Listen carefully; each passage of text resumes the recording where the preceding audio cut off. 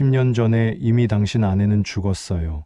방콕의 한 클럽에서 나나라는 이름의 여성은 분명 자신의 아내 수진이었습니다. 그토록 찾아 헤매었던 그녀가 자신을 알아보지도 못하고 이런 모습을 하고 있다니. 그토록 찾아 헤매던 그녀를 다시 찾게 되다니. 과연 이것은 기적일까요? 아니면 또 다른 시련의 시작일까요? 이제 여러분과 함께 그들의 이야기를 따라가 보겠습니다. 사랑하는 사람을 되찾기 위한 민수의 여정이 시작됩니다. 위험과 음모, 그리고 잃어버린 기억 속에 숨겨진 충격적인 진실까지 지금부터 시작됩니다. 서울 강남구의 한 상가 건물. 3층에 자리한 작은 여행사 사무실에서 김민수는 오늘도 변함없는 하루를 시작했습니다. 벽에 걸린 시계가 오전 9시를 가리키고 있었죠.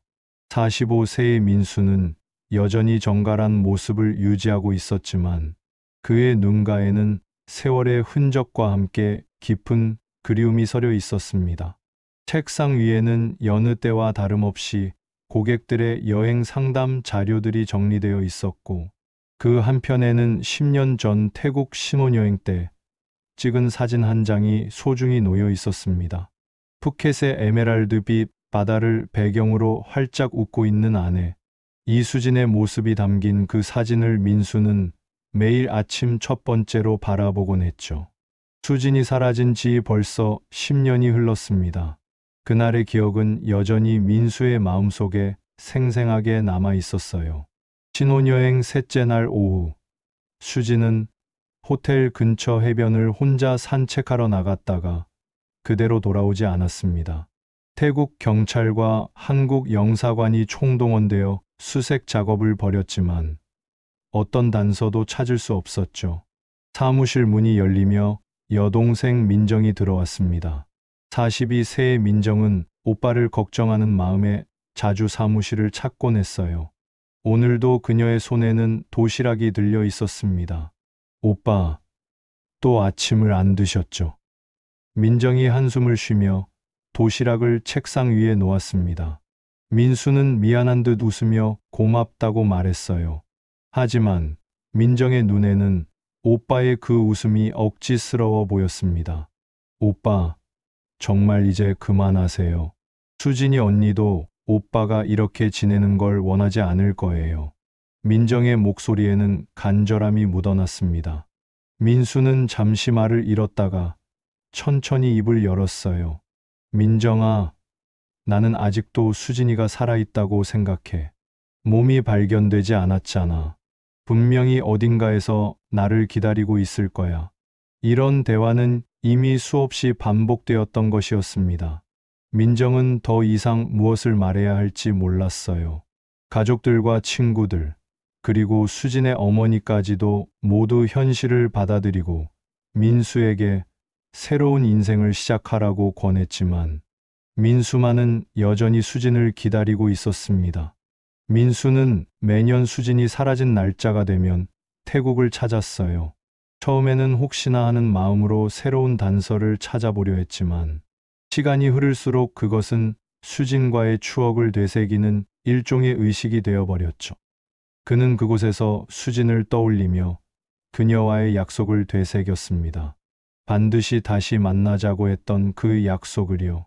오후가 되어 고객 한 분이 태국 여행 상담을 받으러 왔습니다. 민수는 평소와 다름없이 친절하게 상담을 진행했지만 태국 이야기가 나올 때마다 가슴 한편이 먹먹해졌어요. 그럼에도 불구하고 그는 전문가답게 최선의 여행 코스를 추천해드렸습니다. 하루 일과를 마치고 집으로 돌아가는 길, 민수는 또다시 수진이와 함께 걸었던 한강변을 혼자 걸었습니다. 석양이 강물에 비치는 모습을 보며 그는 오늘도 마음속으로 수진이에게 말을 건넸어요. 수진아, 오늘 하루도 잘 지냈니? 나는 여전히 너를 기다리고 있어. 10년이라는 시간이 흘렀지만 민수의 사랑은 조금도 변하지 않았습니다. 민수의 휴대폰이 울린 것은 평소보다 늦게 퇴근 준비를 하고 있던 금요일 오후였습니다. 화면에 박현우라는 이름이 떠올랐죠. 고등학교 때부터 친하게 지내온 현우는 현재 KBS에서 다큐멘터리 PD로 일하고 있었어요. 민수야, 지금 시간 있어? 급하게 보여줄 게 있는데. 현우의 목소리에는 평소와 다른 긴장감이 묻어났습니다. 뭔데 그렇게 급해? 민수가 궁금해하며 물었어요. 전화로는 설명하기 어려워. 지금 당장 우리 방송국으로 올 수 있어? 정말 중요한 일이야. 현우의 말에는 어떤 확신이 담겨 있었습니다. 민수는 뭔가 심상치 않음을 느끼며 서둘러 여의도 KBS 본사로 향했어요.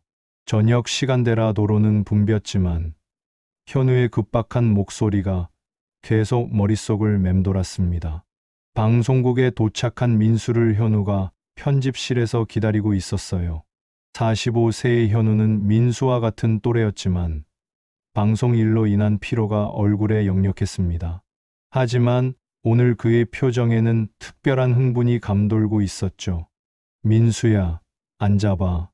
이거 보기 전에 마음의 준비를 하고. 현우가 편집기 앞에 앉으며 말했습니다. 대체 뭘 보여주려는 거야? 민수가 의자에 앉으며 물었어요. 현우는 잠시 망설이더니 천천히 입을 열었습니다. 지난달에 태국에서 촬영한 다큐멘터리가 있어. 동남아시아의 숨겨진 이야기라는 제목으로 만들고 있는 건데 그 중에 방콕 편에서 우연히 찍힌 장면이 있어. 현우가 마우스를 클릭하자 모니터에 영상이 재생되기 시작했어요. 방콕의 번화가 야경이 화면을 가득 채웠고 현우의 내레이션이 흘러나왔습니다. 하지만 민수는 그 내용에 집중할 수 없었어요. 뭔가 중대한 일이 벌어질 것 같은 예감이 들었거든요. 잠깐, 여기야. 현우가 영상을 멈추고 특정 장면을 확대했습니다. 화면에는 방콕 뒷골목의 한 클럽 입구가 보였어요. 네온 사인이 번쩍이는 가운데 가면을 쓴 여성이 춤을 추고 있었습니다. 카메라는 그녀를 우연히 포착했을 뿐이었지만 그 몇 초간의 장면에서 민수의 심장이 멈췄어요. 이게 뭐야? 민수의 목소리가 떨렸습니다. 현우가 영상을 다시 재생했어요. 가면을 쓰고 있어서 얼굴은 보이지 않았지만 그 여성의 몸짓과 춤추는 자세, 그리고 특유의 우아한 손동작이 너무나 익숙했습니다. 민수는 그 모습을 수없이 봐왔거든요. 수진이야. 수진이가 틀림없어. 민수가 모니터에 다가가며 중얼거렸습니다. 민수야, 진정해. 가면을 쓰고 있어서 확실하지 않아. 현우가 걱정스러운 표정으로 말했어요. 하지만 민수는 이미 확신하고 있었습니다. 그 춤추는 모습, 특히 손가락으로 머리카락을 넘기는 작은 습관까지도 수진이와 똑같았어요. 10년 동안 매일 그리워했던 그 모습 그대로였습니다. 언제 촬영한 거야? 정확한 장소는 어디야? 민수가 다급하게 물었어요. 지난달 15일에 촬영했어. 방콕 실롬 근처의 한 클럽이었는데. 민수야, 설마 정말 수진이라고 생각하는 거야? 현우의 목소리에는 걱정이 묻어났습니다. 민수는 영상을 몇 번이고 다시 돌려보며 세심하게 관찰했어요. 비록 가면을 쓰고 있었지만 그 여성의 체형과 움직임은 분명히 수진이었습니다. 특히 춤을 출 때 왼쪽 어깨를 살짝 위로 올리는 습관까지도 똑같았어요. 현우야, 이 클럽 이름이 뭐야? 정확한 주소 알 수 있어? 민수의 목소리에는 절박함이 담겨 있었습니다. 민수야, 냉정하게 생각해봐. 10년이나 지났는데, 게다가 태국에서 수진이가 살아있을 가능성이. 현우가 조심스럽게 말했지만 민수는 이미 결심을 굳혔어요. 아니야, 이건 우연이 아니야. 분명히 수진이야. 나는 느낄 수 있어. 민수가 떨리는 목소리로 말했습니다. 현우는 더 이상 말릴 수 없음을 깨달았어요. 10년 동안 친구가 어떤 마음으로 살아왔는지 누구보다 잘 알고 있었거든요. 그는 한숨을 쉬며 메모지에 클럽의 이름과 대략적인 위치를 적어주었습니다. 민수야, 만약 정말 간다면 조심해. 그런 곳은 위험할 수도 있어. 현우가 걱정스럽게 당부했습니다. 민수는 메모지를 꽉 쥐며 고개를 끄덕였어요. 그의 마음속에는 이미 확신이 자리 잡고 있었습니다. 10년 동안 기다려온 이 순간, 마침내 수진이를 찾을 수 있는 실마리를 발견한 것입니다. 인천공항에서 태국행 비행기에 오르는 민수의 마음은 10년 만에 처음으로 희망으로 가득 찼습니다.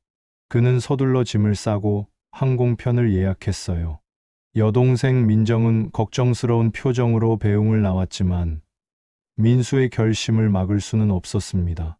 방콕에 도착한 것은 현지 시간으로 오후 3시였어요. 습하고 뜨거운 열기가 민수를 맞이했지만 그는 전혀 개의치 않았습니다. 공항에서 택시를 타고 시내로 향하면서 그는 10년 전의 기억들이 되살아나는 것을 느꼈어요. 수완나품 공항에서 시내로 가는 길. 민수는 휴대폰으로 현지 가이드를 검색했습니다. 혼자서는 한계가 있을 것 같아서였죠. 마침 한국어가 가능한 현지 가이드 솜차이를 찾을 수 있었어요. 솜차이는 35세의 태국 남성으로 유창한 한국어를 구사했습니다. 호텔에서 만난 그는 민수의 간절한 부탁을 듣고 기꺼이 도움을 주기로 했어요. 손님, 정말 그 여자분이 부인이라고 확신하세요? 솜차이가 조심스럽게 물었습니다. 네, 확신합니다. 제발 도와주세요. 민수의 목소리에는 간절함이 묻어났어요. 해가 지고 방콕의 밤이 시작될 무렵, 솜차이와 함께 실롬 지역으로 향했습니다. 네온사인이 화려하게 빛나는 거리를 걸으며 민수는 긴장감을 감출 수 없었어요. 10년 만에 수진이를 만날 수도 있다는 생각에 가슴이 두근거렸습니다. 현우가 알려준 클럽은 루비 문이라는 이름의 작은 클럽이었어요. 입구에는 태국어와 영어로 된 간판이 걸려 있었고 은은한 음악 소리가 흘러나오고 있었습니다. 여기에요, 손님. 솜차이가 클럽 입구를 가리키며 말했어요. 민수는 깊게 숨을 들이쉬고 클럽 안으로 들어갔습니다. 어둠침침한 실내에는 몇 개의 테이블이 놓여 있었고 작은 무대에서는 여성들이 춤을 추고 있었어요. 민수의 눈은 즉시 무대 위를 스캔하기 시작했습니다. 그때였어요. 무대 한편에서 춤을 추고 있는 여성 한 명이 민수의 시선을 사로잡았습니다. 가면을 쓰고 있었지만 그 몸짓과 움직임은 분명히 영상에서 본 그 여성이었어요. 그리고 민수는 직감적으로 알 수 있었습니다. 그녀가 바로 수진이라는 것을요. 수진아, 민수가 무의식적으로 외쳤습니다. 무대 위의 여성이 잠시 움직임을 멈추고 민수를 바라봤어요. 가면 너머로 보이는 그녀의 눈빛에는 당황스러움이 담겨 있었습니다. 민수는 서둘러 무대로 다가갔어요. 수진아, 나야. 민수야. 민수가 떨리는 목소리로 말했습니다. 하지만 그 여성은 민수를 전혀 알아보지 못하는 듯 했어요. 오히려 두려워하는 표정으로 뒤로 물러났습니다. 클럽의 다른 직원들이 상황을 눈치채고 다가오기 시작했어요. 이때 덩치가 큰 태국 남성이 민수 앞을 가로막았습니다. 그는 클럽의 매니저로 보였어요. 여기서 뭐 하는 거야? 솜차이가 급히 태국어로 상황을 설명하려 했지만 분위기는 이미 험악해지고 있었습니다. 민수는 매니저를 밀쳐내고 무대 위의 여성에게 다가갔어요. 가까이서 본 그녀는 분명히 수진이었습니다. 10년이라는 세월이 흘렀지만 그 눈빛과 미소는 여전히 민수가 사랑했던 그 모습 그대로였어요. 수진아, 정말 너구나. 나를 기억 안 나? 우리 결혼했잖아. 민수가 간절하게 말했지만 수진의 표정은 여전히 공백 상태였습니다. 나나, 여기서 뭐 하고 있어? 매니저가 그녀를 나나라고 부르며 말했어요. 나나? 민수가 당황스러워했습니다. 수진이, 아니, 나나는 가면을 벗고 민수를 똑바로 바라봤어요. 그녀의 얼굴은 분명히 수진이었지만 그 눈빛에는 민수에 대한 어떤 기억도 없어 보였습니다. 미안해요. 저는 당신이 누군지 모르겠어요. 나나가 어색한 한국말로 말했습니다. 그 목소리는 분명히 수진의 목소리였지만 억양이 어딘가 달랐어요. 민수의 세상이 무너져 내리는 것 같았습니다. 분명히 수진인데 그녀가 자신을 전혀 기억하지 못한다는 사실이 믿기지 않았어요. 수진아, 진정해봐.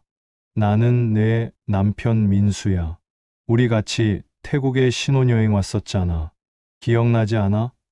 민수가 절망적인 목소리로 말했지만 나나는 고개를 저었습니다. 정말 모르겠어요. 제 이름은 나나예요. 그녀가 혼란스러운 표정으로 대답했어요. 클럽의 분위기는 점점 더 험악해지고 있었고 솜차이가 민수의 팔을 잡아 끌며 일단 나가자고 했습니다. 하지만 민수는 수진을 두고 갈 수 없었어요. 바로 그때 클럽 안쪽에서 양복을 입은 중년 남성이 나타났습니다. 그는 이 클럽의 사장으로 보였고 날카로운 눈빛으로 민수를 바라보고 있었어요. 클럽 안쪽에서 나타난 중년 남성은 50대 초반으로 보였고 값비싼 양복을 입고 있었습니다. 그의 날카로운 눈빛과 차가운 미소에서 민수는 본능적으로 위험함을 느꼈어요. 그는 바로 이 클럽의 사장 라차였습니다. 무슨 일이야? 라차가 유창한 영어로 물었습니다. 그의 목소리는 겉으로는 침착해 보였지만 그 안에는 위협적인 기운이 감돌고 있었어요.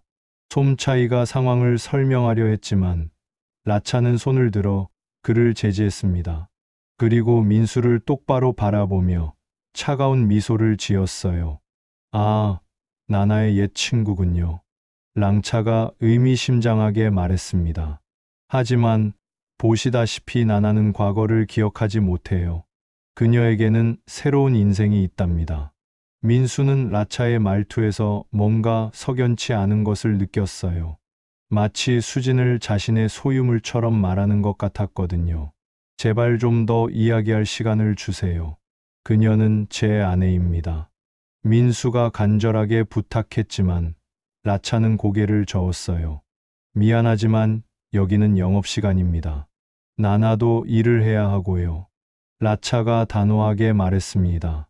이때 나나가 무대에서 내려와 민수에게 다가왔어요. 그녀의 얼굴에는 혼란스러움과 함께 묘한 호기심이 섞여 있었습니다. 정말 저를 아시나요? 나나가 조심스럽게 물었어요. 목소리에는 뭔가 간절함이 묻어났습니다. 그럼 당연히 알고 말고 우리는 민수가 말을 이어가려 했지만 라차가 급히 끼어들었어요. 나나, 손님들이 기다리고 있어. 어서 준비해. 라차의 목소리에는 경고의 의미가 담겨 있었습니다. 나나는 라차를 보더니 고개를 끄덕이고 다시 무대로 올라갔어요. 하지만 그녀는 계속해서 민수를 돌아보았습니다. 마치 뭔가 중요한 것을 놓치고 있다는 듯이요. 이제 나가세요. 라차가 민수에게 명령조로 말했습니다. 클럽의 직원들이 민수를 둘러싸기 시작했어요. 솜차이가 민수의 팔을 잡으며 속삭였습니다. 손님, 일단 나가시는 게 좋을 것 같아요. 여기는 위험해요. 민수는 마지못해 클럽을 나왔지만 마음은 여전히 그 안에 있는 수진에게 머물러 있었어요. 밖으로 나온 후 솜차이가 진지한 표정으로 민수에게 말했습니다. 손님, 저 사장 라차는 이 지역에서 꽤 유명한 사람이에요. 좋은 쪽으로는 아니고요. 솜차이의 목소리에는 걱정이 묻어났습니다. 무슨 말이에요? 민수가 다급하게 물었어요. 솜차이는 주변을 둘러보더니 민수를 조용한 카페로 데려갔습니다. 그곳에서 그는 충격적인 이야기를 들려주었어요. 라차는 표면적으로는 클럽 사장이지만 실제로는 이 지역의 인신매매와 불법 사업에 관련된 인물이에요. 그의 클럽에서 일하는 여성들은 대부분 자유롭게 나갈 수 없는 상황에 있죠. 민수의 얼굴이 창백해졌어요. 수진이 그런 위험한 상황에 처해 있다는 것을 깨달았거든요. 그럼 나나, 아니, 제 아내도? 민수가 떨리는 목소리로 물었습니다. 아마도요. 저 사장이 그녀를 그렇게 보호하려는 이유가 있을 거예요. 솜차이가 안타까운 표정으로 고개를 끄덕였어요. 민수는 주먹을 꽉 쥐었습니다. 10년 동안 찾아 헤맨 아내가 이런 끔찍한 상황에 처해 있다니 도저히 받아들일 수 없었어요. 어떻게 하면 그녀를 구할 수 있을까요? 민수가 절망적인 목소리로 물었어요. 솜차이는 잠시 생각하더니 조심스럽게 입을 열었습니다. 쉽지 않을 거예요. 라차는 자신의 사람들을 쉽게 놓아주지 않거든요. 게다가 그녀가 기억을 잃었다면 그때 민수의 휴대폰이 울렸어요. 화면에는 모르는 태국 번호가 표시되어 있었습니다. 민수가 전화를 받자 나나의 목소리가 들려왔어요. 여보세요? 아까 그분이세요? 나나의 목소리는 떨리고 있었습니다. 나나 씨, 어떻게 제 번호를? 민수가 놀라며 물었어요. 사장님이 잠깐 자리를 비운 사이에 제발 만나주세요. 저도 모르게 자꾸 당신이 생각나요. 나나의 목소리에는 간절함이 묻어났습니다. 민수의 마음이 두근거렸어요. 수진의 마음 어딘가에 자신에 대한 기억이 남아있다는 증거였으니까요. 어디서 만날까요? 민수가 조심스럽게 물었어요. 내일 오후 2시에 왓포 사원 앞에서. 하지만 조심하세요. 사장님이 알면 안 돼요. 나나가 급하게 말하고는 전화를 끊었어요. 민수는 희망과 불안이 교차하는 복잡한 감정을 느꼈습니다. 드디어 수진과 제대로 이야기할 기회가 생겼지만 동시에 그녀가 처한 위험한 상황도 더욱 분명해졌어요. 솜차이는 걱정스러운 표정으로 민수를 바라보며 내일의 만남이 어떤 결과를 가져올지 예측할 수 없다는 듯 고개를 저었습니다. 왓포 사원은 방콕에서 가장 오래된 사원 중 하나로 거대한 와불상으로 유명한 곳이었습니다. 민수는 약속 시간보다 30분 일찍 도착해서 나나를 기다렸어요. 마음은 조급했지만 그녀가 무사히 나올 수 있을지 걱정도 되었습니다. 오후 2시 정각, 민수는 사원 입구에서 익숙한 실루엣을 발견했어요. 나나가 선글라스를 쓰고 모자를 깊이 눌러쓴 채 조심스럽게 다가오고 있었습니다. 그녀의 모습에서 긴장감이 역력히 느껴졌어요. 이쪽으로 오세요. 나나가 민수의 손을 잡고 사원 안쪽의 조용한 정원으로 안내했습니다. 그녀의 손길에서 민수는 10년 전의 따뜻함을 느꼈어요. 정원의 한적한 벤치에 앉은 나나는 선글라스를 벗었습니다. 그녀의 눈가에는 피로와 혼란이 깃들어 있었지만 여전히 민수가 사랑했던 그 아름다운 눈빛이었어요. 정말 저를 아시는 거죠? 나나가 떨리는 목소리로 물었습니다. 민수는 가방에서 준비해온 것들을 꺼냈어요. 10년 전 신혼여행 때 찍은 사진들과 수진이 좋아했던 목걸이, 그리고 그들의 결혼 반지였습니다. 이 사진을 봐요. 이게 바로 당신이에요. 민수가 푸켓 해변에서 찍은 사진을 나나에게 보여주었어요. 나나는 사진을 받아들고 자세히 들여다봤습니다. 사진 속의 여성은 분명히 자신의 얼굴이었지만 그녀에게는 전혀 낯선 모습이었어요. 이게 정말 저인가요? 나나가 믿기 어렵다는 듯 중얼거렸습니다. 그럼요. 당신 이름은 이수진이에요. 우리는 3년간 연애하고 결혼했어요. 그리고 신혼여행으로 태국에 왔다가 민수의 목소리가 떨렸습니다. 나나는 사진을 계속 바라보며 이마를 짚었어요. 머릿속에서 뭔가 흐릿한 영상들이 스쳐 지나가는 것 같았지만 명확하게 떠오르지는 않았습니다. 저는 기억이 안 나요. 10년 전부터 기억하는 건 여기 방콕에서의 생활뿐이에요. 나나가 괴로워하며 말했어요. 민수는 목걸이를 꺼내 나나에게 보여주었습니다. 하트 모양의 작은 펜던트가 달린 은목걸이였어요. 이것도 당신이 제일 좋아했던 목걸이예요. 제가 첫 번째 생일에 선물해드린 거죠. 민수가 말하자 나나의 손이 무의식적으로 자신의 목으로 갔어요. 그때였습니다. 나나의 눈에 놀람이 스쳤어요. 뭔가 기억의 파편이 떠오르는 것 같았거든요. 이상해. 이 목걸이를 보니까 뭔가. 나나가 당황하며 중얼거렸습니다. 기억나세요? 민수가 희망에 찬 목소리로 물었어요. 하지만 나나는 갑자기 머리를 감싸며 고통스러워했습니다. 기억을 되찾으려 할 때마다 심한 두통이 몰려왔거든요. 아파? 머리가 너무 아파요. 나나가 괴로워하며 신음했어요. 민수는 급히 나나를 부축했습니다. 괜찮아요. 천천히 해요. 억지로 기억하려 하지 마세요. 잠시 후 나나의 고통이 가라앉았어요. 그녀는 민수를 바라보며 조심스럽게 말했습니다. 제가 처음 이곳에 왔을 때, 병원에서 깨어났을 때 의사가 그랬어요.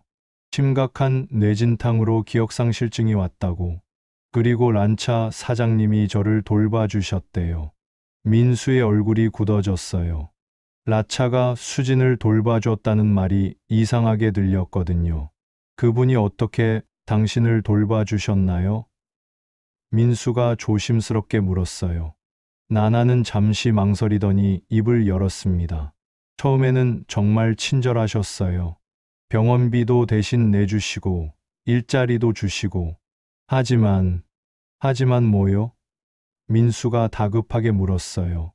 요즘에는 제가 다른 곳으로 가는 것을 허락하지 않으세요. 항상 누군가가 저를 지켜보고 있어요. 나나의 목소리에는 두려움이 묻어났습니다. 민수는 주먹을 꽉 쥐었어요. 라차가 수진을 이용하고 있다는 확신이 들었거든요. 수진아, 아니, 나나 씨, 저와 함께 한국으로 가요. 거기서 치료받으면 기억을 되찾을 수 있을 거예요. 민수가 간절하게 제안했습니다. 하지만 나나는 고개를 저었어요. 불가능해요. 사장님이 절대 허락하지 않을 거예요. 게다가 저는 빚이 있어요. 빚이요? 민수가 놀라며 물었어요. 병원비며 생활비며 사장님이 대신 내주신 돈이 너무 많아요. 다 갚을 때까지는 떠날 수 없대요. 나나가 절망적인 목소리로 말했어요. 민수는 라차의 교묘한 수법을 깨달았습니다. 의도적으로 빚을 지게 만들어 나나를 옭아매고 있는 것이었어요.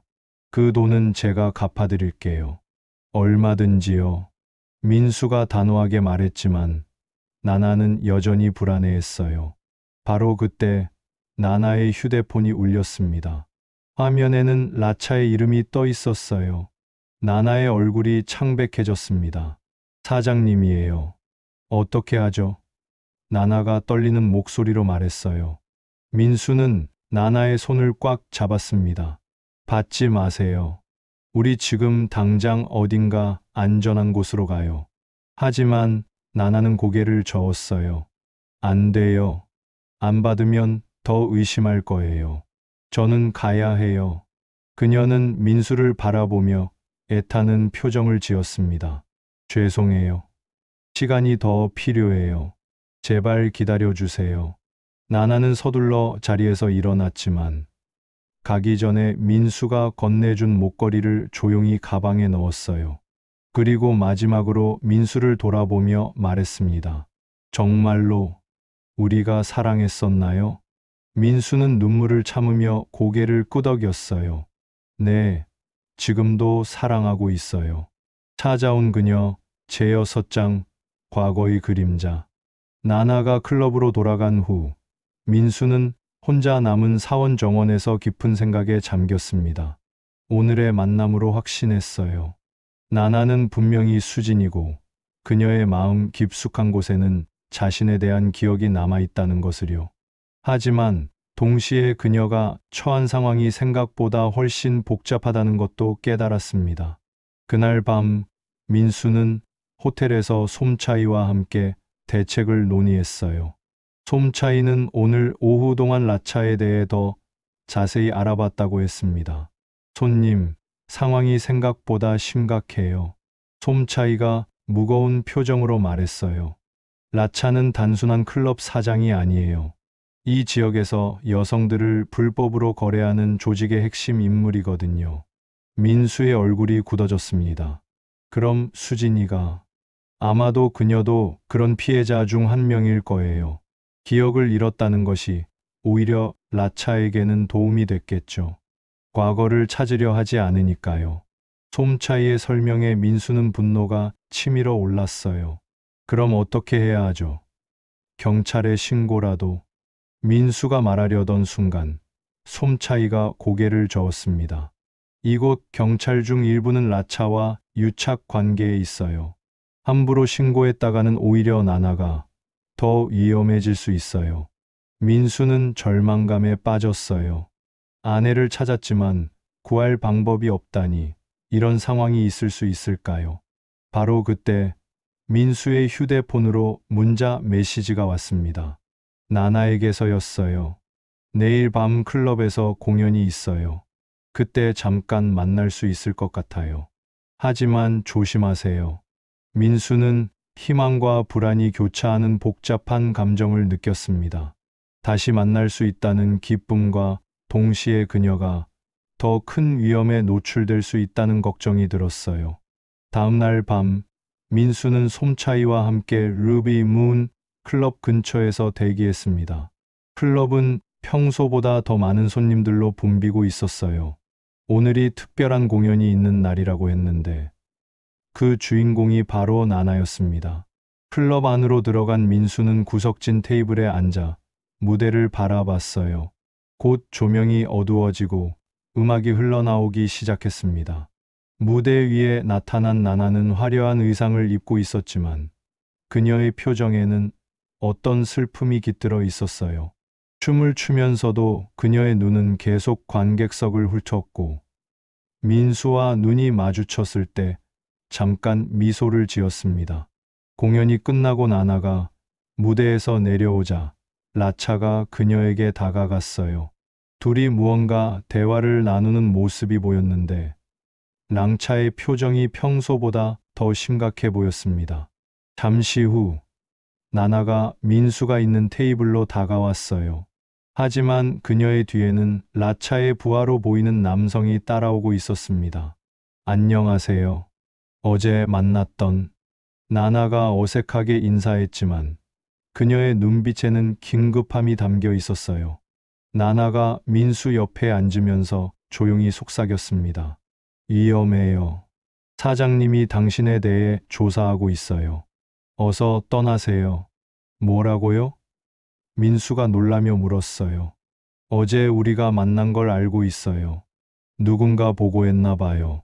나나의 목소리는 떨리고 있었습니다. 그럼 당신도 위험하잖아요. 민수가 걱정스럽게 말했어요. 나나는 고개를 저었습니다. 저는 괜찮아요. 하지만 당신은 달라요. 사장님이 당신을 제거하려고 해요. 민수의 혈액이 차가워졌어요. 라차가 자신을 위험한 존재로 여기고 있다는 뜻이었거든요. 바로 그때 나나의 눈에 뭔가 번개처럼 스치는 것이 보였어요. 갑자기 그녀가 민수의 손을 꽉 잡았습니다. 민수야. 나나가 무의식적으로 중얼거렸어요. 그 순간 그녀의 눈에는 10년 전의 수진이 떠올랐습니다. 수진아, 기억나는 거야? 민수가 흥분해서 말했지만 나나는 다시 머리를 감싸며 고통스러워했어요. 그때 라차가 직접 테이블로 다가왔습니다.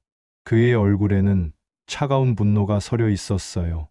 나나, 손님 접대는 그만하고 들어가. 라차가 명령조로 말했습니다. 하지만 민수는 일어서서 라차와 마주봤어요. 그녀는 제 아내입니다. 당신이 무슨 권리로? 라차가 비웃었습니다. 아내라고요? 증명할 수 있나요? 여기서 그녀는 나나고 제 직원이에요. 민수는 가방에서 결혼증명서를 꺼냈어요. 한국에서 미리 준비해 온 것이었습니다. 이것으로 충분하지 않나요? 라차는 서류를 힐끗 보더니 냉소적으로 웃었어요. 하지만 그녀는 기억하지 못해요. 과거는 과거일 뿐이죠. 바로 그때 나나가 갑자기 소리쳤어요. 아니에요. 기억나요. 푸켓 해변에서 우리가 함께 걸었던 그녀의 말에 라차의 표정이 급변했습니다. 그리고 주변의 부하들에게 무언가 신호를 보냈어요.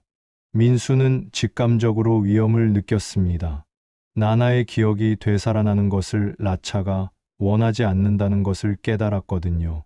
이제 정말로 목숨을 건 싸움이 시작될 것 같았습니다. 라차의 신호를 받은 부하들이 민수를 둘러싸기 시작했어요.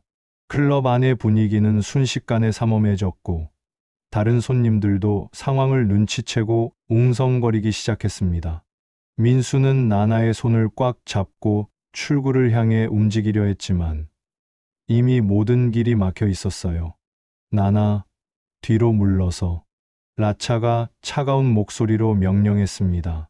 하지만 나나는 민수의 앞에 서서 그를 보호하려 했어요. 사장님, 제발요. 그분은 정말 제 남편이에요. 이제 기억이 나기 시작해요. 나나가 간절하게 애원했지만 라차는 냉소적으로 웃었습니다. 기억이라. 그런 건 중요하지 않아. 중요한 건 현실이야. 그리고 현실에서 넌 내 사람이지. 라차의 말에는 절대적인 소유욕이 담겨 있었어요.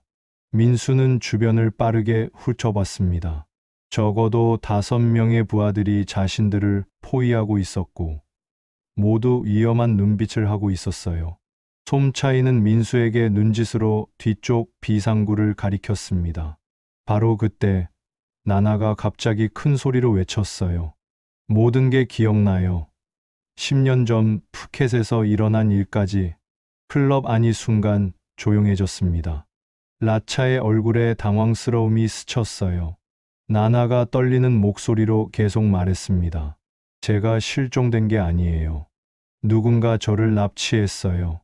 해변에서 의식을 잃고 깨어났을 때는 이미 여기 방콕에 있었고 그때 저를 구해준다며 나타난 사람이 바로 당신이었어요. 민수의 얼굴이 창백해졌어요. 나나의 말이 사실이라면 라차가 10년 전부터 이 모든 일을 계획했다는 뜻이었거든요. 라차는 더 이상 가면을 쓸 필요가 없다는 듯 진실을 털어놓기 시작했어요. 그래, 맞아. 너를 데려온 건 나야. 하지만 납치라고 하기엔 넌 이미 죽을 뻔했거든. 파도에 휩쓸려서 말이야. 거짓말이에요. 나나가 소리쳤습니다. 저는 수영을 잘해요. 그런 곳에서 익사할 리가 없어요. 라차가 비웃었어요. 그럼 뭐 어쩌라고? 이제 와서 진실을 안다고 해서 뭐가 달라져? 넌 이미 10년 동안 여기서 살았고 이곳이 내 진짜 인생이야. 민수가 분노로 떨리는 목소리로 말했어요. 당신이 제 아내를 납치해서 기억을 잃게 만든 거군요. 라차는 어깨를 으쓱했습니다. 기억을 잃게 만든 건 사고였어. 하지만 그 덕분에 나나는 과거에 얽매이지 않고 새로운 인생을 살 수 있었지. 바로 그때 나나의 기억이 완전히 되살아났어요. 그녀는 10년 전 그날을 선명하게 떠올릴 수 있었습니다. 해변에서 산책하던 중 갑자기 나타난 낯선 남자들, 그리고 의식을 잃기 전 마지막으로 본 라차의 얼굴까지요. 당신들이 저를 해변에서 공격했어요. 일부러 물에 빠뜨려서 뇌 손상을 입게 만든 거죠. 나나가 분노에 차서 소리쳤어요. 라차의 표정이 차가워졌습니다. 이제 모든 게 끝이야. 너희 둘 다 너무 많이 알아버렸어. 그가 부하들에게 손짓하자 그들이 일제히 민수와 나나에게 다가왔어요.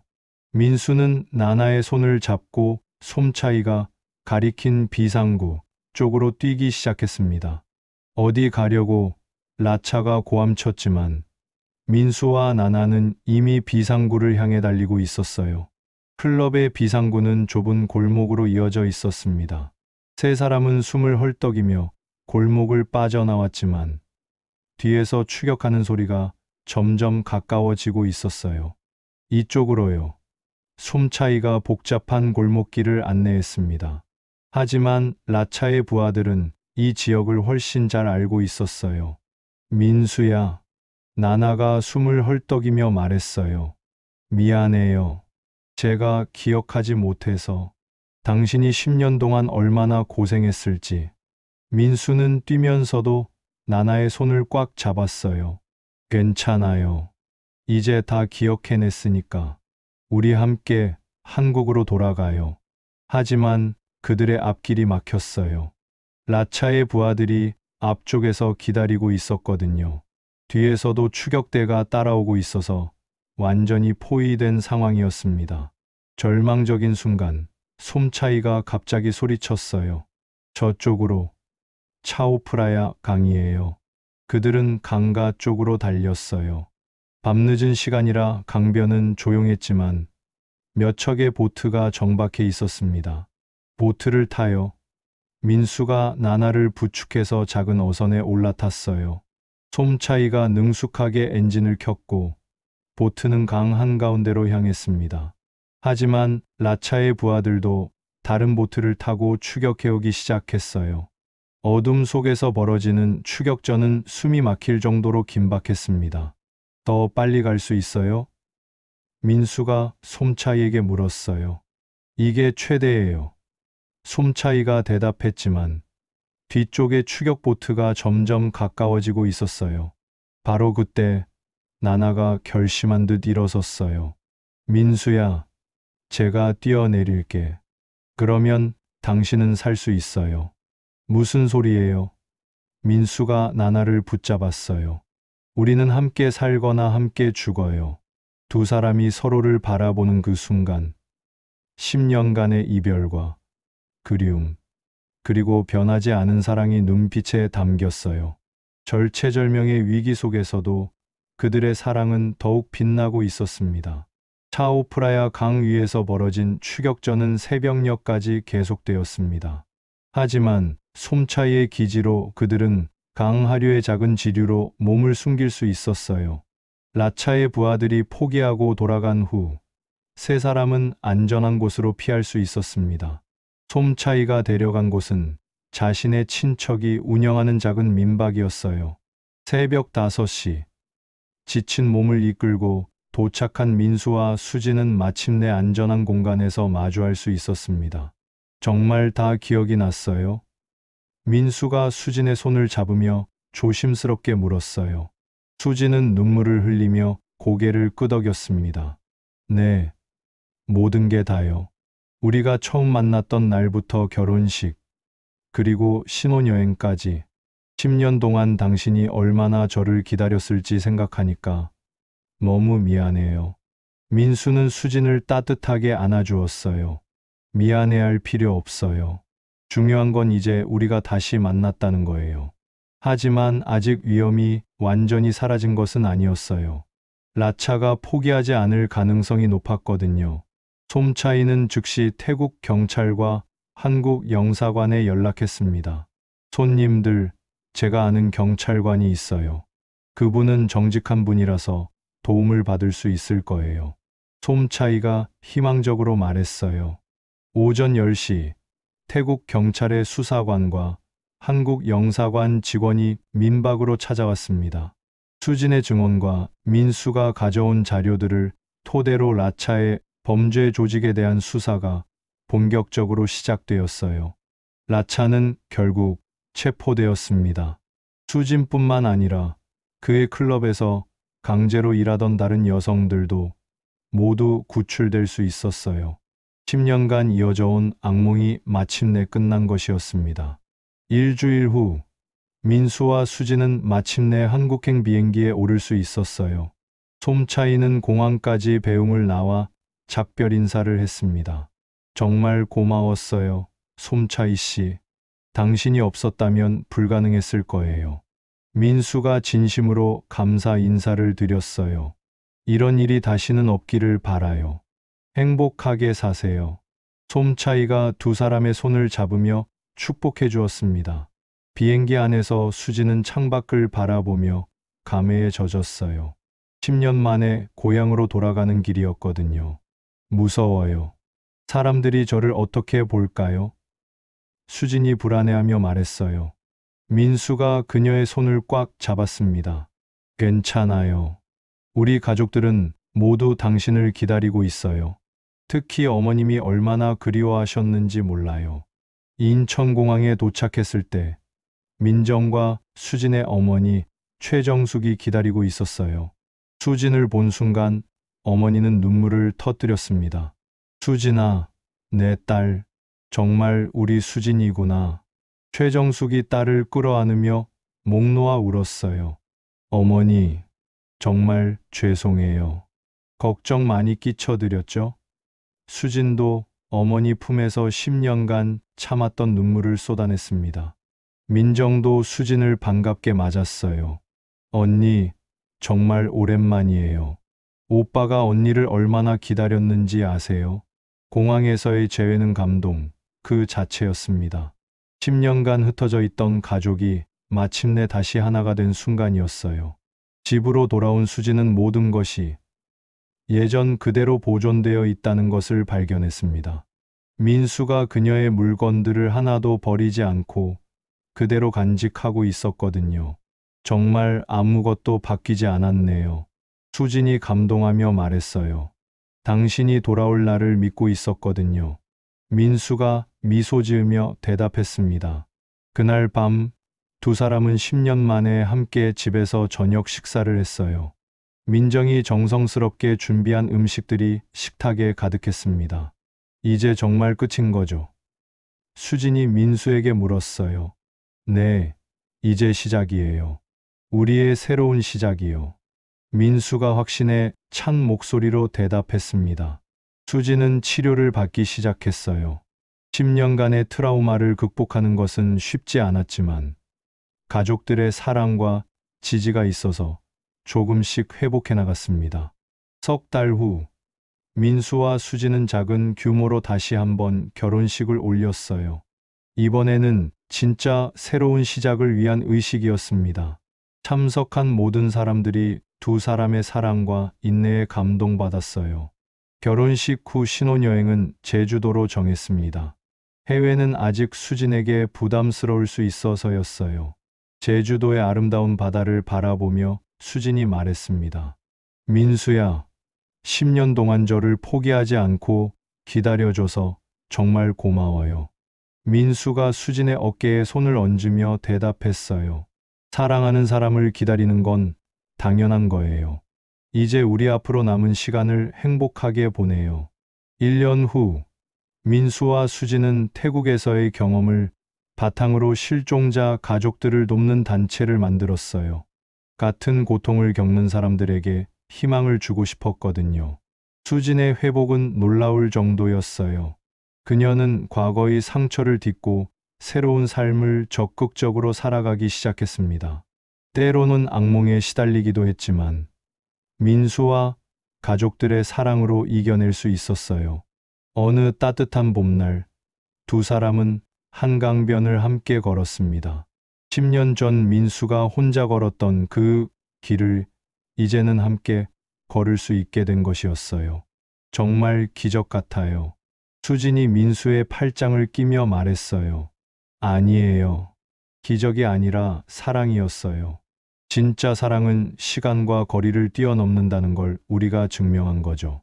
민수가 확신에 차서 말했습니다.